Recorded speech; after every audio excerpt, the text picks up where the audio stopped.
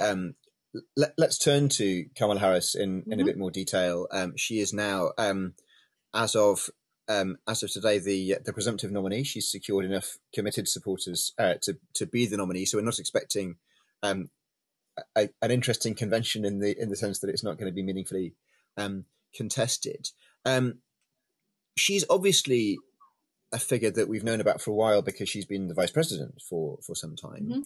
She also there was, well, a few things. One is there was a lot of talk before Biden stood down that one of the reasons Biden might not stand down was that it would be very difficult for Harris not to be the nominee, and that people had a problem with that.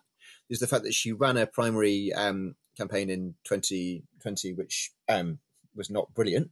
It was good enough for her to get the VP slot, which is more successful than anybody else's bar Biden's, but that's not necessarily how you judge it. How in the first 24 hours there was a really significant both formal and institutional rallying of support behind her, and what looked like a groundswell of genuine support from grassroots people talking about it. Not much non-support, put it that way. Right. How genuine is that, or is it just, look, she's the only option, let's make the best of it? I think that she did something very savvy in the days and weeks after that debate, when her name was not being brought up in some corners, or people saying, no, we need a blitz primary, an open primary, which is that she went out and acted like the presidential candidate. Right? She was the only one who had the platform to do what she could do, like to do that. And she did it. She took it, and she showed how capably she could speak about threats to democracy, about threats to reproductive rights, about Trump and J.D. Vance. And I think both the fact that it would have been that skipping over the Black South Asian woman vice president for a white governor would have been problematic for many in the Democratic Party. And the fact that an open primary comes with,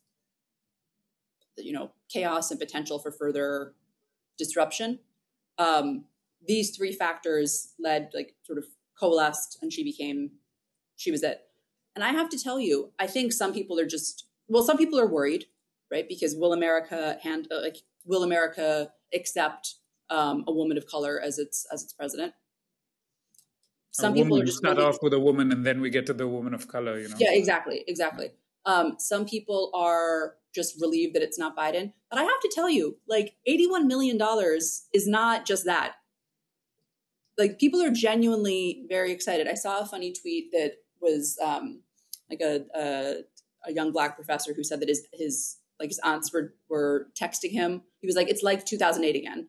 No, you have to join the fundraising calls. You have to get out there. You have to tell your friends. You got Beyonce's mom on Instagram being like, I am so excited that it's going to be Kamala Harris. I genuinely think that for many people, for Black women, for Indian Americans, and just for women, for liberal women generally, it's an exciting. She is an exciting pick, and I think that in 2020 the right person to beat Biden.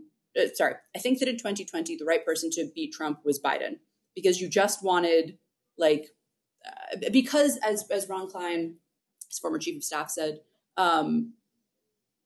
you couldn't caricature him, right? This time you could caricature Biden. It was sleepy Biden, Biden's so old, blah, blah, blah. And also back in 2020, the party was sort of trying to run to the left, and Kamala's whole thing is that she was a prosecutor, and then it's, Kamala's a cop, and Biden sort of didn't care about that as much, and so was able to weather the critique of, you're too moderate or whatever differently. That's not really an issue for her this time. And in fact, the fact that she's a prosecutor and he's a convicted felon, while it may play into dangerous stereotypes about the American justice system, I think will play very well with the American voter. I think she can really hit him where the Democrats are strong and where Trump is weak. And I think that people who have pointed out that in some ways you get the best of incumbency and a change candidate at the same time are correct. So I think, look, I don't think it's going to be a waltz through November, but I think that she can win this thing. I think that people are excited. I think she can make the case. And I think particularly if she picks a compelling vice presidential candidate who can maybe do outreach to voters who are, let's say, more hesitant about a woman of color at the top of the ticket, she can do it.